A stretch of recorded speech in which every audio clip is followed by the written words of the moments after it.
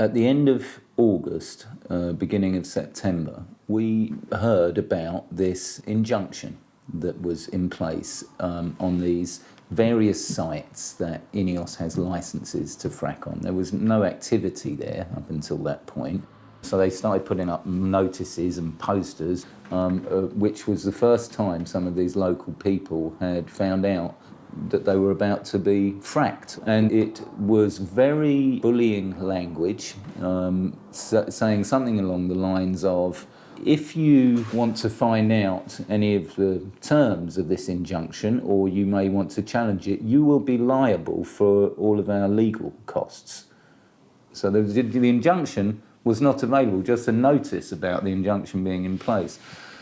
They had obtained that injunction originally at a secret court hearing.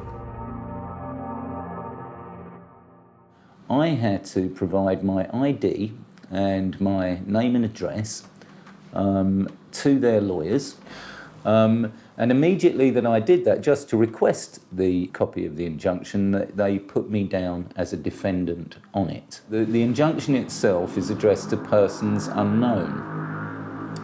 And that also is very problematic, because what this injunction seeks to do is effectively buy another layer of law on top of the law that we already have that covers use of the public highway, for example, or footpaths, or protests and whatever else. It puts another layer of law on top, which now criminalises it with up to 2 years in prison, extendable to 5 years, as well as unlimited economic penalties, including the rights for them to seize your assets. It also included writing anything or posting anything on social media that Ineos or its supply chain didn't like, talking to their employees or communicating with them or their entire supply chain, or all their workers, encouraging anyone to protest, helping anybody to protest.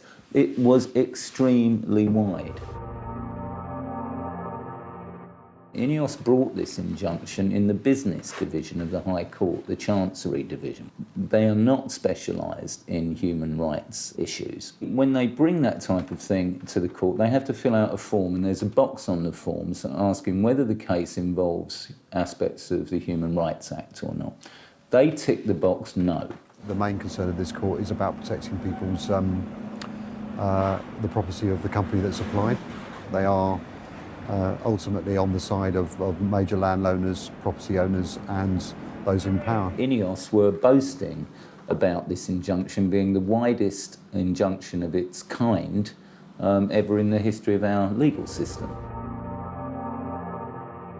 We gathered lots and lots of evidence, some very poignant witness statements from all the local people affected by this, and we had serving police officers that had been bronze commanders in public order policing. He has explained how the injunction is a very difficult thing. It makes the police's job far more complicated. They don't need it.